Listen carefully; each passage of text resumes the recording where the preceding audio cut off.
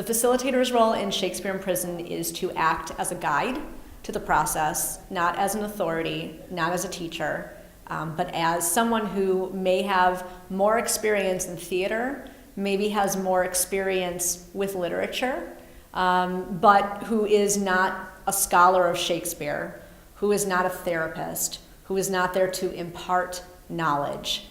But we all come in with essentially a set of tools, and we sort of put them on the table and say, does anyone want to work with these? And then we become a part of the ensemble as much as anybody else.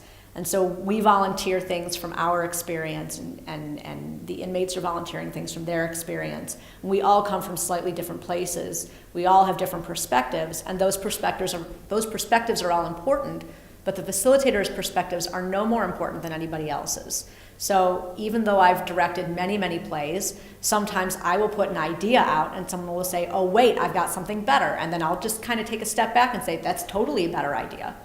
And sometimes the fact that they have a non-traditional perspective means that they can have a better idea than I do, because I'm coming at it from a place of, having been taught how to do it, and they are just doing it. So their ideas are frequently not traditional, much more creative and much more interesting. So our facilitators don't necessarily need to be professional actors, professional directors. It's helpful if they have some teaching experience, so they have, some background in general etiquette and professionalism and things like that, but they could have more background in English. I sit down with anyone who is interested in being a facilitator, and we kind of talk about why they want to be involved, what they bring to the table, and kind of determine whether or not it's a good fit.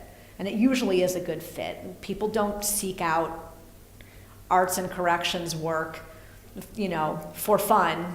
It can be fun, but that's not why people seek it out. They don't do it as a lark. You have to go through a lot to do it, and then you go through a lot while you are doing it. So it's important that our facilitators be solid, that we show up consistently, that we don't make promises we can't keep.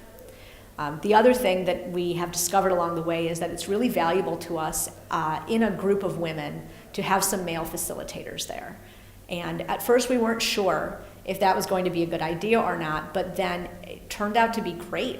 And there were women who were coming to me and saying, it's really great that you brought this guy in, because this is the first guy in my life ever who's treated me with respect.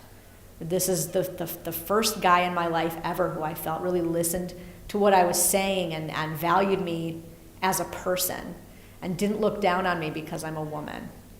And there was even someone last year who said in our wrap-up that she found it extremely valuable to have a male facilitator in the room, because she had an idea based on her personal experience that all men were horrible and would be horrible to women and would use them and abuse them, that they were all sick and ugly, and that her working with a male facilitator gave her hope that she would meet men on the outside who would be good men, who would treat her like respect and would not treat her like all those men she knew before. And so it wasn't only the experience within the group that she valued, but it was what she expected might be different for her moving forward beyond the group.